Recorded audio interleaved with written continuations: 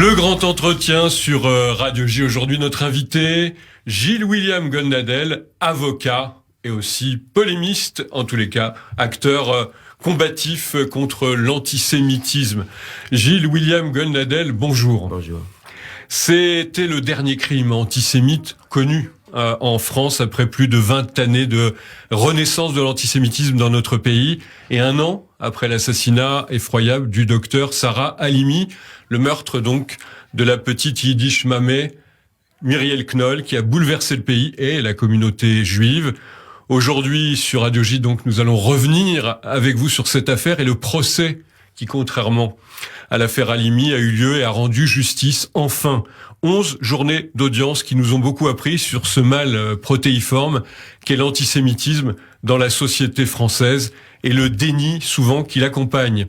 On le disait donc, notre invité, Gilles William Goldnadel, et tout à l'heure nous rejoindra dans cette émission le fils de Madame Knoll, Daniel, si courageux avec sa famille face à l'épreuve. Avec Gilles William Goldnadel, bien sûr, nous allons rendre hommage à celle qui ressemblait à toutes nos grands-mères, on peut le dire comme ça, et dont l'histoire se confond aussi avec l'histoire des Juifs français de ces 80 dernières années. Dans le cadre de cette émission, le grand entretien, Gilles William, nous parlerons aussi, bien sûr, de l'affaire Sarah Halimi, après une commission d'enquête parlementaire qui n'entendait pas en rester à une fin de non-recevoir pour un procès de l'assassin antisémite. Alors, bonjour et merci d'être avec nous aujourd'hui sur Radio J. C'est important, on voulait marquer, vous savez que Radio J a suivi de façon très précise ce procès Knoll qu'on a considéré, je pense à juste titre, comme un procès d'une très grande importance et qui va faire date peut-être.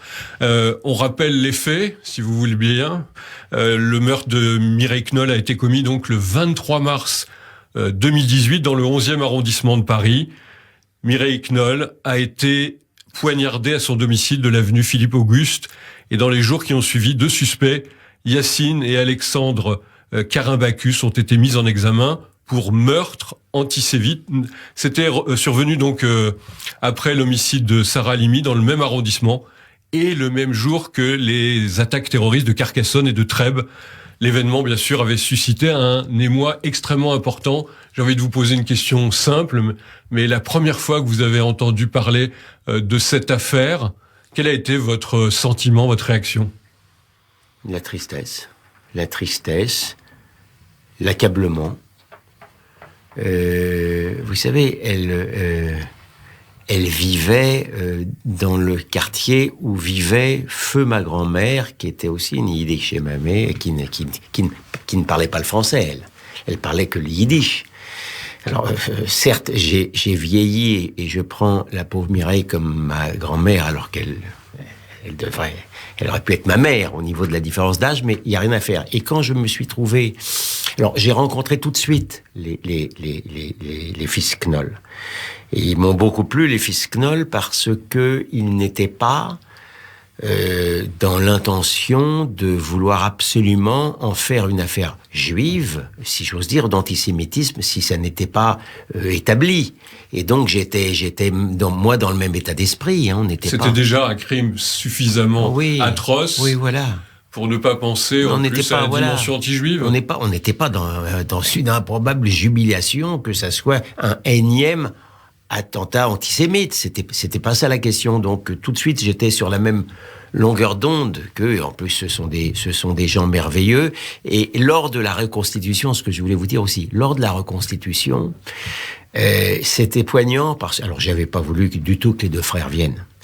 Mais c'était très poignant parce que on était dans un tout petit appartement, modeste comme celui d'ailleurs de ma pauvre grand-mère.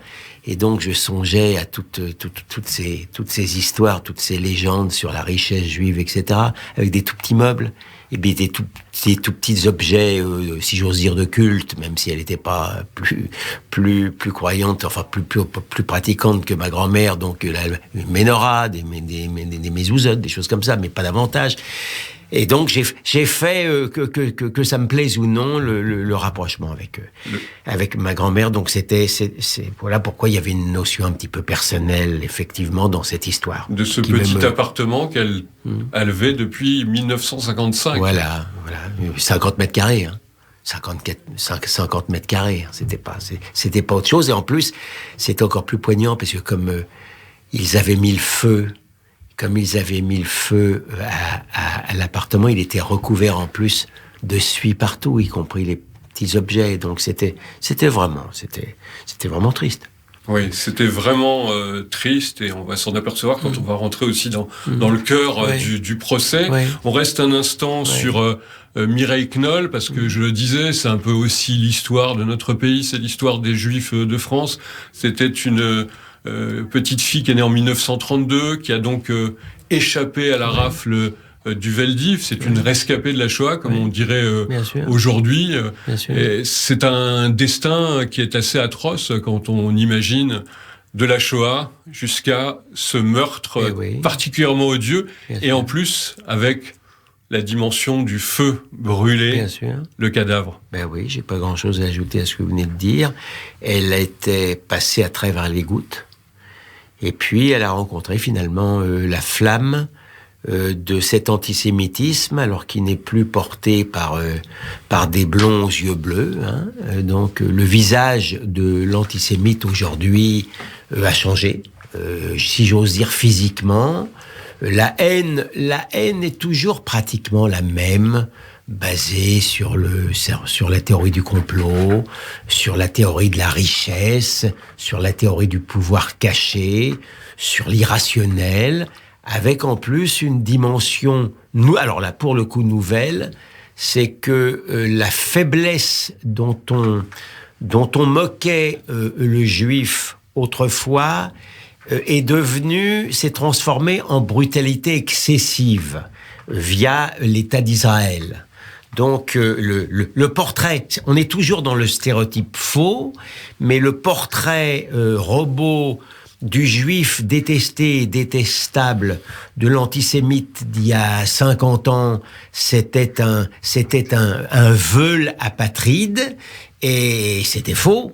Et le portrait robot du juif détestable et détesté d'aujourd'hui, c'est tout aussi faux, mais c'est un nationaliste belliqueux. Vous voyez que on paye toujours l'anachronisme et la déformation et la caricature. Toujours, ça n'a pas changé, via les médias, via les livres, via des pseudo-intellectuels qui, eux, ont changé de côté. C'est-à-dire que les intellectuels d'il y a 50 ans qui nous faisaient du mal, c'était des intellectuels d'extrême droite, et ceux qui nous font mal aujourd'hui, ce sont des intellectuels d'extrême gauche. Alors, vous avez dressé le portrait du juif comme il est vu par les antisémites aujourd'hui. Il faut rappeler que la pauvre victime, elle, était une petite dame inoffensive, vulnérable, d'1m50, 45 kilos. Alors, on revient sur ce procès, sur cette affaire. Oui, pardon d'avoir un peu intellectualisé les choses. Absolument. L'enquête, Maître Golnadel, a été bien menée, semble-t-il. Hein. Oui. Il y a eu tout de suite les enquêteurs qui ont vu 5 départs de feu dans ce petit appartement que vous décriviez tout à l'heure. Et là, les choses sont allées vite, sont allées, on peut dire promptement, pour définir ce qui s'était passé. Alors, pardon de le dire aussi, mais je vais... comme je l'ai dit souvent, et presque dès le départ, l'affaire Knoll a été un peu l'anti-affaire Sarah Halimi, dans laquelle je suis également. Et nous en parlerons tout à l'heure. On en parlera peut-être même sous l'angle communautaire, si vous le voulez. Mais une chose est certaine, sous l'angle de la justice, sous l'angle de la police, c'est la différence entre la nuit et le jour. Voilà, ils ont réagi prestement, ils ont fait l'enquête rapidement et bien. Je parle de la police. Oui. Il y a toujours des choses forcément un petit peu critiquables ici ou là, mais la perfection n'est pas de notre pauvre monde. Et ensuite, sur le plan judiciaire, les juges, les 2 juges d'instruction, ont travaillé dans un délai de temps, si j'ose dire, humain et raisonnable, à charge et à décharge, sans que d'ailleurs, au moment de l'instruction, les avocats de Mioub et de Karibancus, et notamment de Mioub, s'en plaignent, alors qu'à les entendre lors des débats, c'était épouvantable. Ils n'ont jamais émis la moindre critique et à juste titre, dans la manière dont l'instruction avait été menée. Donc ça, c'est important de le redire dans ce procès historique. Oui. Gilles-William Goldnadel. On revient sur les faits. Donc vous les avez cités, les deux individus qui ont été arrêtés et accusés donc d'homicide volontaire avec la circonstance aggravante qui est l'antisémitisme et sur personnes vulnérables. Il y en a un qui s'appelle Ami Mioud et l'autre Karim Bacchus, Yassine Mioud. Alors Yassine Mioud, c'est assez atroce l'histoire. C'est que c'est le fils de la voisine de Madame Knoll. Et Madame Knoll, elle, Mireille, aimait beaucoup ce garçon. Ben oui, mais parce qu'il est aimable. C'est un garçon, quand vous ne le connaissez pas trop intimement, il est aimable, il est charmant, il a du charme, il est intelligent, il s'exprime avec une relative recherche. Moi-même, j'avoue que j'ai été coupable d'une sorte de stéréotype. Je ne l'ai connu qu'à la Reconstitution. À vous dire le vrai, je m'attendais à avoir en face de moi un type des banlieues, un type des quartiers qui s'exprime, avec une casquette sur la tête. Pas du tout. C'est un type, c'est plutôt un beau garçon. Il est grand, il s'exprime bien, il est intelligent, il est sympathique. Il répond assez bien aux choses. Moi, je comprends parfaitement. Mireille Knoll l'a connu quand il était enfant, il lui rendait des services, et elle l'aimait bien. Je veux dire, la réalité, elle est là. Oui. Donc c'est terrible cette histoire. Il est possible aussi, parce que on n'a pas réponse à tout. Il est possible. Alors, bien sûr, Yassine Mioub, il a, si j'ose dire, son premier défaut. Il est addict à l'alcool, comme vous n'imaginez pas. Et il se trouve qu'il a le vin très mauvais. Extrêmement mauvais. C'est pas le même type quand il a bu, quand il n'a pas bu. Ça, il y a aucun doute dessus. En plus, je pense qu'il est devenu, alors, il a toujours été extrêmement violent. Il poursuivait avec le couteau sa sœur qu'il a envoyé à l'hosto. Bon, ça, c'est clair. Mais, moi, je pense que, ma théorie, c'est sur le tard qu'il a été atteint du virus antisémite via Internet. Et c'est devenu un antisémite patenté qui coche toutes les cases de l'antisémitisme. Si vous voulez que j'en parle maintenant. On va en parler. Je veux juste dire un mot du deuxième, son comparse, Alex Karim Bacchus, lui qui n'a pas les mêmes, si l'on dire, caractéristiques. Non. C'est un type assez faible qui a eu une enfance extrêmement difficile. Mais j'ai l'impression que vous, très tôt, vous avez fait, Maître Goldnadel, la différence entre les deux, qui, rappelons-le, se rejetaient mutuellement écoutez, le crime. Oui, mais j'ai fait la différence parce qu'il fallait pas être grand clair pour la face. C'est pas pour autant que j'ai instruit un procès en béatification d'Alex Karim Bacchus. Mais on peut pas sur le terrain des faits, on ne peut pas les renvoyer dos à dos. Et c'est ce que c'est ce que je n'ai pas fait. Et également, alors c'est pas la crème, Monsieur Karim Bacchus, c'est pas la crème. C'est un voyou, c'est un voleur. C'est pas terrible, il a pas le cursus violent. C'est pas un repris de justice aussi terrible que Mioub, mais c'est quand même pas mal non plus. C'est un voleur. C'est pas un saint. Alors un voleur, mais pas tueur. C'est ce qu'il dira d'ailleurs. Non, mais c'est vrai. Durant le procès. Non, mais c'est pas un tueur et il ne ment pas. C'est pas un menteur pathologique. Parce que l'autre est un menteur pathologique.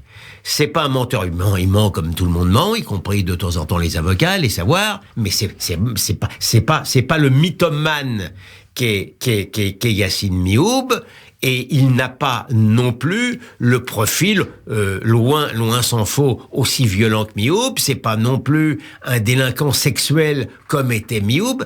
Non, c'est pas, on peut pas il ne boxe pas, si j'ose dire, dans la même catégorie. Dans la même catégorie. Non. Mais on sait tout au long de ce procès, 11 journées d'audience, il y a eu donc pratiquement 3 semaines de procès. Les deux ont continué à s'accuser mutuellement du crime particulièrement atroce, faut-il le rappeler aujourd'hui, Maître Goldnadel, c'est 11 coups de poignard, un coup de poignard aussi dans la gorge, et ensuite brûler le corps à moitié ou 2/3 brûlé de Madame Mireille Knoll. On a tout l'apanage, si on peut dire, du crime furieux, antisémite peut-être plus. Oui, mais comme je ne veux pas les renvoyer dos à dos parce que ça ne serait pas juste et que ça ne correspondrait pas à la réalité, en réalité, c'est Mioub qui accuse injustement Karim Bacchus d'avoir fait le coup. La réalité, elle est là, elle n'est pas autrement. Et Mioub a un caractère machiavélique. Je n'oserais pas dire diabolique, parce que c'est pas mon genre, mais c'est d'autant plus terrible qu'il est charmant. Vous comprenez ce que je veux dire? C'est terrible. Donc, oui, Mioub a eu l'idée, dès le départ, de vouloir faire porter le fardeau sur Karim Bacchus, alors que, et les jurés ne s'y sont pas trompés, tout montre que c'est Mioub qui a tué Mireille Knoll, même si ensuite Karim Bacchus l'a aidé à la dépouiller. Donc, oui. Je veux dire, le verdict entre la perpétuité pour l'un et 15 ans de prison pour l'autre me paraît assez bien ajusté. Comme avait dit l'avocat général, il a volé bien sûr. Une morte bien dont sûr. le corps était encore chaud. Bien sûr. C'est vrai que c'est particulièrement pénible. Je reviens sur Mioub. Vous l'avez bien décrit. C'est vrai, une intelligence, une façon de parler, peu d'émotions, il faut bien le dire. Ça lui a pas servi énormément. Peu d'émotions. Peu d'émotions. Même, je vous signale, au moment du verdict, lorsqu'on lui annonçait qu'il était condamné à la perpétuité et qu'il était donc coupable d'avoir tué celle qu'il appelait sa grand-mère de substitution avec emphase, il n'a même pas, à ce moment-là, protesté de son innocence. C'est vous dire à quel point. C'est un signe qui ne tombe pas. Ah, c'est quand même, vous qui avez plus l'habitude que moi, sans doute, de rencontrer des criminels, c'est quand même quelqu'un de assez particulier. On peut parler bien sûr de son antisémitisme, voire même de son nazisme, puisqu'on a retrouvé des Mein Kampf chez lui, des livres, chez ce Yassine Mioub. Il a, selon les dires d'ailleurs de son complice, crier les mots de Allahu Akbar en égorgeant Madame Knoll. Est-ce qu'on pouvait rajouter à la qualification que c'était également un islamiste ? Oui, enfin c'est un islamiste. Vous savez, ce genre d'épithète me déplaît un peu. Je vais vous dire pourquoi. Mais moi, je ne le considère pas comme un islamiste. Je considère Yassine Mioub comme un antisémite 2.0, si j'ose dire, qui coche toutes les cases de l'antisémite 2.0, c'est-à-dire que la Shoah, ça n'existe pas, c'est une escroquerie, c'est un complot. Les attentats en France, c'est normal, vu ce que les Juifs israéliens font aux Palestiniens là-bas. Tous les Juifs ont de l'argent. Koulibaly est un type formidable, vive Koulibaly. Et s'il tue Madame Knoll en criant Allahu Akbar, je peux dire que c'est d'abord, il est aviné, le type, et en plus, c'est presque un stéréotype. C'est presque un stéréotype de genre, si j'ose dire. Oui, c'est la figure type. Voilà, c'est la figure type. Bon, donc on tue une sale juive avec ce cri de ralliement, certes musulman, mais ça n'en fait pas. Il est plus dans la catégorie de l'antisémite pro-palestinien, avec tout le kit de l'antisémite pro-palestinien, y compris la dimension islamique, puisque le nationalisme palestinien est un nationalisme islamique quand même, où la Palestine est une terre islamique qui ne doit pas être pour les juifs, mais à mon sens, ça n'en fait pas un islamiste et encore moins un djihadiste. Pardon de le dire. Vous avez raison de le dire. Alors on va rappeler bien sûr le verdict. C'était le 10 novembre 2021. Yassine Mioub est condamné par la cour d'assises à la réclusion criminelle à perpétuité, avec une période de sûreté de 22 ans pour le meurtre antisémite. Son co-accusé Karim Bacchus est acquitté pour le meurtre de la vieille dame, mais il est condamné à une peine de 15 ans de réclusion, assortie d'une peine de sûreté des 2/3 pour le vol aussi à caractère antisémite de la victime. Yassine Mioub et Karim Bacchus ont fait appel, mais on a oublié peut-être, on va le rappeler, qu'il y avait une troisième personne qui était pas sur le banc des accusés, qui comparaissait libre. C'est la mère de Mioub, elle qui a eu 3 ans de prison avec sursis. Quel rôle a-t-elle joué, selon vous, William Goldnadel ? D'abord, un rôle de formation de son fils au mensonge. Yassine Mioub est vraiment le fils de sa mère, donc c'est une menteuse patentée. D'ailleurs, les écoutes téléphoniques ont montré qu'elle lui enseignait l'art de la tromperie, puisque lorsque lui était en prison, ils ont continué à converser contre évidemment la loi. Et elle lui dit habitue ton visage, entraîne-toi devant la glace. Entraîne-toi devant la glace. Donc vous voyez à peu près. Elle a prétendu qu'elle ne savait, contre l'évidence, qu'elle ne savait pas que Mireille Knoll était juive. Alors bon, donc c'est un être. Qui elle aussi considérait Mireille Knoll comme sa mère. Oui, alors je ne pense pas. Très sincèrement, j'essaye d'être juste avec tout le monde. Je ne pense pas qu'elle est élevée dans l'éducation de la haine des Juifs.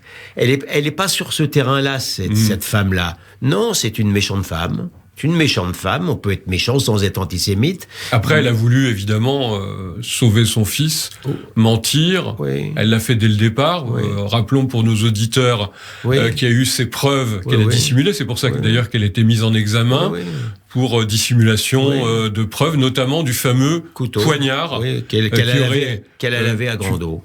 Qu'elle a lavé à grande eau, et puis qu'elle a caché le téléphone, elle a mis à la poubelle le téléphone de la victime, etc. Non, mais alors, je fais la part des choses, hein. Je fais la part des choses. C'était son fils, mais elle en a trop fait. Même en faisant la part des choses, on va dire qu'elle s'en sort bien. Elle s'en sort bien. Oui. C'est le grand entretien sur Radio J. Nous sommes en compagnie de Gilles William Goldnadel, avocat, bien sûr, parfois polémiste. On va sans doute en parler aussi après cette pause sur Radio J.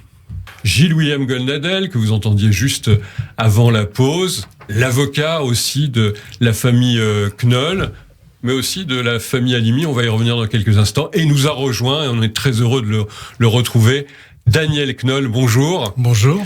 Daniel, vous êtes l'un des 2 fils de Mireille. On parlait bien sûr de cette histoire terrible, et nous en étions arrivés au point où du verdict. Alors, peut-être redire pour nos auditeurs si, pour vous, ce procès a été, d'une certaine manière, dans son verdict, juste. La justice est passée ? Quasiment, parce que nous aurions aimé que Alex Karim Bacchus ait une peine encore plus sévère. C'est le deuxième, celui qui a eu 15 ans de prison, absolument, mais qui n'a pas été considéré comme l'assassin. Exact. Mais en fait, on n'en sait rien. Et vous restez toujours avec le doute. Et on reste malheureusement avec ce doute.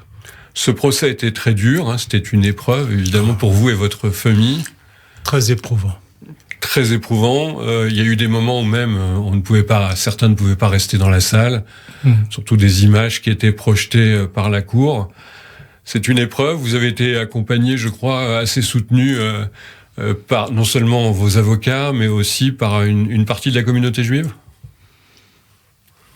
Alors vraiment une petite partie. Voilà, une petite partie. Alors justement, j'en viens aux réactions qu'avait suscité d'abord, au plan historique, l'annonce de la mort de Mireille Knoll. On disait tout à l'heure avec vous, Maître Goldnadel, au départ vous ne pensiez pas que c'était un crime anti-juif, c'était d'abord un crime atroce. Je n'ai pas dit qu'on ne pensait pas, on ne savait pas, et donc on n'affirmait rien tant qu'on ne savait pas. Voilà. Absolument. Ouais, bon. Mais une déclaration exceptionnelle est arrivée très tôt. La première, d'ailleurs, vient du président Emmanuel Macron. C'était une déclaration extrêmement importante. Non, mais attendez. Avant la déclaration d'Emmanuel Macron, qui était sans doute importante, il y a eu... On était réunis. dans le bureau et on a eu un coup de fil de la police. On a comme quoi, effectivement, il considérait qu'il y avait une dimension antisémite, puisque Karim Makuz venait de dire que Mioub avait prononcé Allahu Akbar, et qu'il y avait il s'était un peu accroché avec la pauvre Mireille Knoll sur les Juifs et l'argent. Donc voilà. Donc là, vous le saviez. Là, on et le savait. Président Macron le savait quand il déclare, en rendant hommage au colonel Arnaud Beltrame, égorgé lui par un djihadiste, il dit elle a été assassinée parce qu'elle était juive et victime du même obscurantisme barbare. Et je crois, Daniel, que le président de la République a assisté aux obsèques de votre mère. Absolument, il était présent. Alors c'est le moment de dire un peu les réactions que cela a suscité. On se souvient de la marche blanche à l'appel du CRIF. C'est une manifestation qui a fait polémique, justement, Gilles-William Goldnadel. Non mais, d'abord il faut comprendre que nous étions toujours dans le contexte de l'affaire Sarah Halimi. Et dans le cadre de l'affaire Sarah Halimi, je l'ai dit, je le répète, la communauté juive organisée a été en dessous de tout, puisqu'elle a essayé d'édulcorer l'assassinat en expliquant par un communiqué, attention, il n'y a pas de couteau. Mais c'est pas parce qu'il n'y avait pas de couteau qu'on ne pouvait pas défenestrer la pauvre. Ça vous parlez de l'affaire Sarah Halimi. Oui, et c'était 1 an avant. C'était 1 an avant, et en réalité, on était en pleine campagne présidentielle, et il y avait tout lieu de penser qu'on ne voulait, c'était à l'aube du 2e tour, et qu'il n'était pas question de vouloir favoriser la candidate par rapport au candidat. C'est dans ce contexte-là. Et puis arrive donc justement le drame de Mireille Knoll, et le CRIF, pour ne citer que lui, pond une sorte de communiqué où on explique que Marine Le Pen ne sera pas la bienvenue. On est un petit peu plus doux à l'égard de Mélenchon, qui même n'est pas le bienvenu non plus. Non, mais on ne le traite pas de la même manière. On ne le traite pas de la même manière, malgré tout. On ne fait pas des pieds et des mains pour qu'ils viennent, mais en tous les cas, celle qui ne sera pas la bienvenue, c'est Marine Le Pen.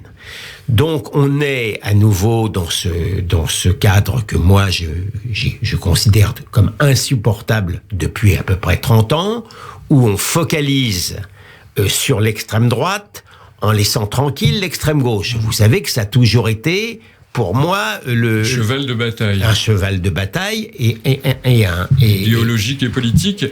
Il y a eu cette manifestation, attendez, oui. Il se trouve que sans se concerter, Daniel Knoll est invité chez Bourdin à RMC, je l'accompagne, je crois, oui, j'étais avec, il me semble, non, j'étais pas là, bon, et peu importe, mais sans se concerter, Daniel Knoll explique très bien que ça doit être une manifestation unitaire, sans couleur politique, ou ça n'en sera pas une. Et grâce à cette déclaration, pardon, il est devant moi, mais je l'ai dit 10 fois quand il n'était pas là, ça a donné une tournure exceptionnelle à cette manifestation qui ne devenait pas une manifestation juive ou partisane ou politique, mais une manifestation nationale de toute la France, raison pourquoi j'ai été conduit à dire que Mireille Knoll était devenue en l'espace d'un instant la grand-mère de tous les Français. De tous les Français. Et ça, je rends hommage à celui qui est à côté de moi, et encore une fois, on ne s'était pas concerté, et j'ignorais à quel point nous étions sur ce point-là proches l'un de l'autre. Et ça me touche beaucoup encore de le dire. Voilà, Daniel Knoll qui est avec nous, qui nous a rejoint dans le studio. On est heureux. Et Alan, son frère, était sur la même longueur d'onde. Et Alan, son frère, bien sûr, qui était présent tout au long de ces journées. Et évidemment, pendant le procès, il y a une suite, Daniel Knoll, à ce procès, à ce verdict.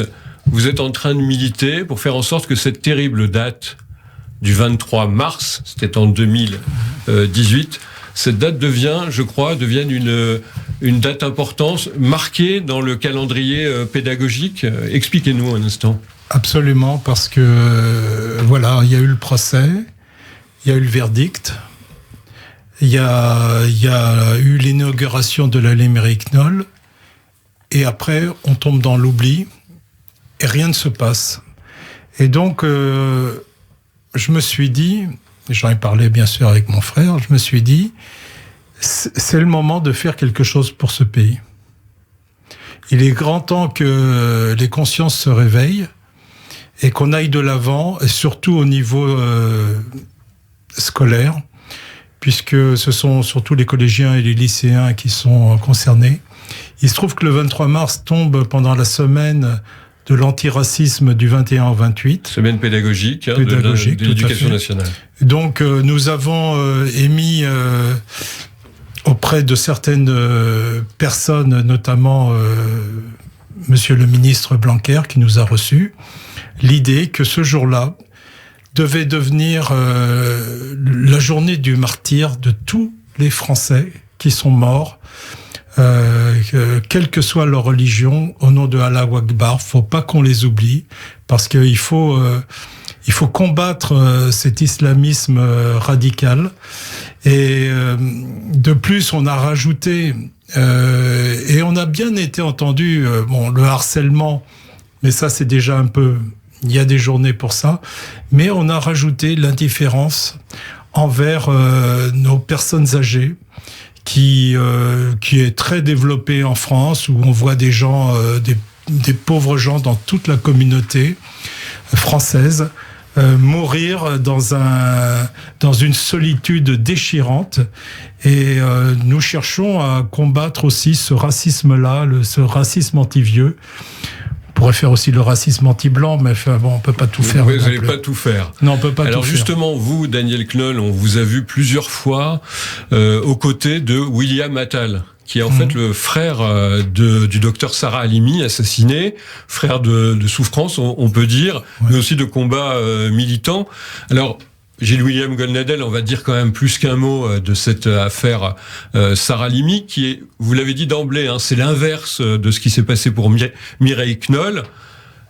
J'ai envie, parce que nos auditeurs connaissent l'affaire, je crois qu'ils le savent, mais il y a quand même ce problème inouï pour celui qui découvre les choses. Quel a été le rôle de la police qui a été joué ou non joué dans cette affaire Sarah Halimi, qui a été défenestrée? Est-ce que c'est l'un des angles morts de cette affaire? C'est un des nombreux angles morts de cette affaire. Mais oui, la police n'a rien fait. La police n'a rien fait, c'est un grand mystère. Ils étaient là, ils sont arrivés très prestement. Ils ont été appelés extrêmement rapidement, parce que le voisin a assisté à la scène, l'a enregistré, a tout vu et a appelé et a rappelé. Donc ils sont arrivés vite. Ils sont restés derrière la porte, tétanisés. Mon opinion, c'est qu'ils pensaient que c'était effectivement un attentat terroriste et ils attendaient le raid. Oui. Mais sauf qu'ils entendaient une pauvre femme hurler sous les coups. Donc il y a quelque chose qui ne va pas. Mais si ça n'était que cela, moi j'ai été, vous savez, témoigné il y a très peu de temps à la commission parlementaire qui est présidée de main de maître par Meir Habib, député des Français de l'étranger. Député des Français de l'étranger, et j'ai insisté sur tous les dysfonctionnements de cette affaire. Et encore une fois, c'est l'anti-affaire Mireille Knoll. C'est-à-dire que on était dans un déni de la réalité, déni volontaire, médiatique et politique de la réalité de l'antisémitisme islamique, et ça aboutit à un déni judiciaire. J'ai rappelé il y a pas longtemps la juge d'instruction, Madame Yelou, pour ne pas la nommer, a été sur la sellette devant. Vraiment mise sur le grill, on peut dire. Oui, mais à juste titre. Mais à juste titre, elle s'est protégée, à mon avis, totalement maladroitement derrière la décision judiciaire, mais ça tombe mal pour elle, parce que justement, cette commission d'enquête parlementaire a été créée pour étudier les dysfonctionnements judiciaires de cette affaire qui aboutit à un déni de justice. Et elle n'a pas... un exemple entre mille de la manière dont cette juge d'instruction, que je ne peux pas vous décrire, je ne veux pas vous la décrire. Puisque vous ne l'avez pas vu. Elle a refusé de recevoir l'avocat que je suis. J'étais comme l'avocat des victimes. Elle a refusé de me recevoir, ce qui montre déjà, sans procès d'intention si j'ose dire, le manque d'empathie par rapport au drame. Comme on dit, c'est le moins qu'on puisse dire. En un mot, Gilles-William Gonladel, parce qu'on a encore des choses à se dire. Pardon, oui. Il y a encore une chance pour un procès ? Écoutez, il y a une chance symbolique en Israël, puisque vous savez que j'ai porté le fer, moi, en Israël, au nom de la sœur de Sarah, qui est résidente et de nationalité israélienne, et la loi israélienne le permet. Donc, pour ne pas, je vous dis pas que je vais faire venir Monsieur Traoré en Israël, mais il était important, si vous voulez, que la justice continue d'agir, et le symbole que ce soit la justice israélienne n'est pas pour me déplaire. Là, on voit Gilles-William Gonladel, évidemment, depuis toujours combattant contre l'antisémitisme. J'en arrive à l'actualité du moment. Ça y est, le candidat putatif Éric Zemmour est devenu candidat officiel. Éric Zemmour qui soulève beaucoup de polémiques. Vous-même, vous avez d'une certaine manière été mêlé plusieurs fois à ce qu'on appelle un soutien de l'individu qui serait antisémite, si l'on en croit le grand rabbin de France, pour lequel il ne faudrait pas une seule voix juive selon le CRIF. Aussi, le tribunal médiatique, vous le connaissez bien, alors il juge plus vite que le tribunal judiciaire ? Écoutez, le problème avec Éric, d'abord, je ne vais pas me justifier moi-même. J'ai ma conscience pour moi, et que ceux qui veulent. En fait, pour résumer, certains vous reprochent de soutenir Éric Zemmour, donc pour ses positions sur le pétainisme, sur son manque de respect à la famille Sandler, sur un certain nombre de positions qui apparaissent d'extrême droite forte. Vous vous sentez pas attaqué ? Ah non, mais moi ça me dérange pas. Non, attendez, ça me dérange pas qu'on m'attaque. Je vais vous dire exactement ma position par rapport à Éric Zemmour. D'une certaine manière, la manière dont on traite Éric Zemmour m'oblige souvent à le défendre, alors même que je ne l'ai pas épargné. Mais c'est comme ça, c'est pas seulement en tant qu'avocat. D'abord, je le connais depuis 40 ans, Éric Zemmour. Vous ne l'avez pas épargné sur quoi, Gilles-William Gonladel ? Je l'ai épargné. Écoutez, je vous renvoie à un débat que j'ai eu chez Ardisson, où je lui reprochais ses positions par rapport au fait que Pétain aurait voulu protéger les Juifs de France. Pardon, là, que tout cela aille voir. C'est délirant, ça. Non, mais que cette tout... position de... Non mais vous me demandez que tous ceux aillent voir le débat. Voilà, donc je lui ai reproché. Je pense qu'il s'est mal défendu parce que c'était indéfendable.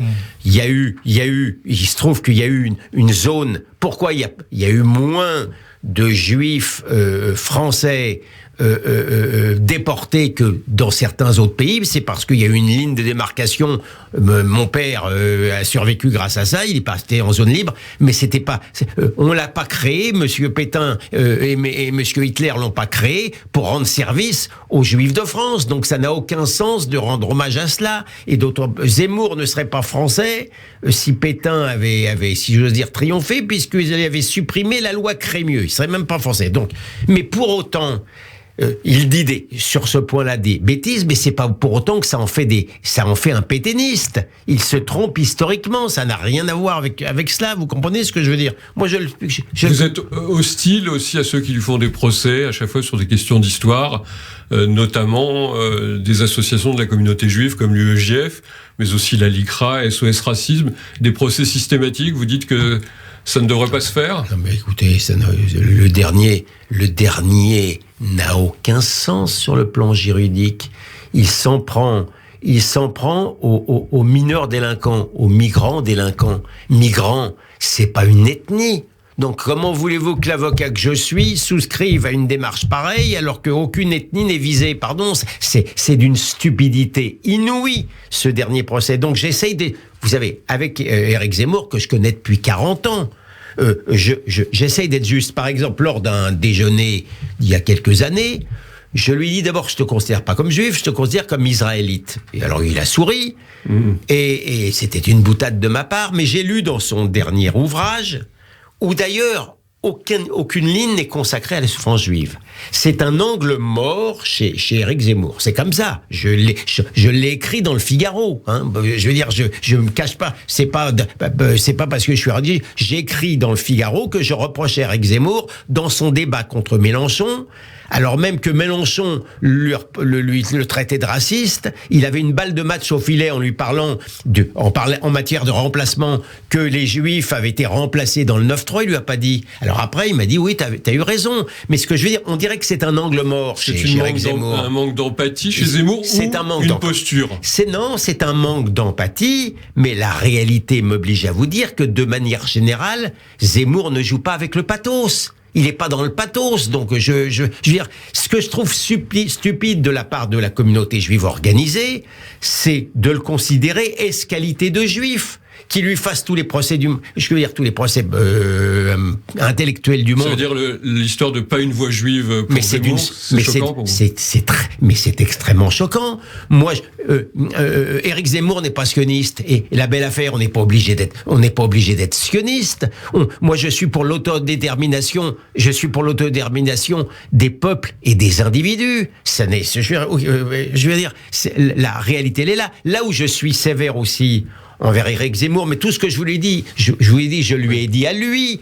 Je n'ai pas pu supporter la phrase sur le fait que les petites juives soient sous le prétexte qu'elles soient enterrées en Israël seraient moins français, alors même que les enfants Sandler et la petite Monsonego. Voilà, alors même que encore une fois, l'an prochain à Jérusalem, c'est le fond même de la foi juive. Il devrait mieux le comprendre que moi, parce que d'une certaine manière, Éric Zemmour est plus observant que moi de la religion juive, donc ça n'est, mais il a regretté. Moins militant que vous de la cause juive. Oui, mais c'est son problème. Je peux pas lui reprocher ça. Ce que je veux dire, c'est que je trouve que Monsieur Sandler, vous voyez, Monsieur Sandler, il a eu une hauteur de vue invraisemblablement meilleure que des petits notables. Des médias juifs ou du CRIF ou d'ailleurs, parce que lui, lorsqu'il a senti qu'Éric Zemmour regrettait ce qu'il a écrit, qui était effectivement éminemment regrettable et dont je souffre, parce que, encore une fois, j'ai de l'estime intellectuelle pour lui, mais lui, Jonathan Sandler, a compris et souhaitait ne plus en parler. Alors, je reviens un instant sur le procès des assassins de Mireille Knoll. Tout à l'heure, j'aurais dû vous le dire, mais c'est vrai que j'ai observé, parce que j'ai suivi ce procès, l'absence totale des représentants de la communauté juive. Comment ça se fait? C'est vous vous avez joué l'épouvantail, maître Goldnadel, ou c'est quoi cette position? Qu'il n'y ait pas eu personne pour soutenir la famille Knoll de la communauté juive ou des organisations antiracistes? Oui, j'aurais pu venir. Personne n'aurait pu les empêcher de venir à l'audience, d'aller serrer la main des enfants Knoll, de la famille Knoll, mais ces gens-là préfèrent aller dans les cocktails, préfèrent se montrer avec le président de la République c'est tout. Ce sont des petits notables. Vous avez la dent dure pour la communauté juive organisée. Mais j'ai la dent dure parce que encore une fois, moi, depuis 40 ans, mon combat, il a été de dire que je suis pour que des frontières soient défendues en Israël, mais je suis également pour les frontières soient défendues en France. Vous comprenez? Et que je ne supporte pas le fait d'être d'un réalisme d'acier dont je suis moi-même lorsqu'il s'agit d'Israël et d'un angélisme de plume lorsqu'il s'agit de la France. En Israël, oui, faut faire attention. Il faut pas que les Palestiniens bénéficient de la loi du retour. Mais en France, allez, rentrez les immigrés, il n'y a pas de problème. Et pendant des années et des années, la communauté juive organisée a été d'une certaine manière complice de l'immigrationnisme. Et cette communauté juive, c'est aujourd'hui la première victime des excès de l'immigration et notamment de l'islamisme. Comment voulez-vous que je ne leur en veuille pas de cela et qu'ils continuent et qu'ils persévèrent dans la même erreur? Et mettez-vous à la place. Pourquoi a-t-elle perdu tout crédit, cette communauté juive organisée? Mettez-vous à la place des Français qui ne sont pas juifs et qui ont, pour beaucoup, la même analyse que moi. Et alors voilà, ils ont été, je vous le disais, fascinés par le danger de l'extrême droite. Ils l'ont exagéré, le danger de l'extrême droite. Ils ont laissé passer complètement le danger de l'extrême gauche, qui est complice de l'islamisme, qui est complice du palestinisme. Comment voulez-vous que je les regarde avec sympathie? Et ils n'ont même pas l'idée d'aller au procès de Mireille Knoll pour aller simplement, encore une fois, serrer la main de la famille éprouvée. Comment voulez-vous que je les regarde? Voilà, c'est évidemment un entretien que nous avons aujourd'hui qui est sous le signe aussi on peut dire de la conviction de ces polémiques. On aura l'occasion sans doute d'en reparler en suivant l'affaire Sarah Halimi. Je vais remercier infiniment Daniel Knoll d'être venu aujourd'hui au studio pour témoigner aussi de l'importance de ce procès, des combats encore à mener contre la haine raciste, antisémite. Gilles-William Goldnadel, merci d'avoir été avec nous. Merci beaucoup à Daniel Knoll. Et je terminerai sur une information. Oui, l'USJF a été présente. Voilà, c'est bien de le dire. C'est les seuls qui sont tout à fait correct. On terminera plutôt sur cette image. La grande Joséphine Baker, honorée cette semaine, qui avait même fait un concert en 1943 à Tel Aviv. Elle était très pro-israélienne. On devrait davantage le rappeler. Merci, à très bientôt.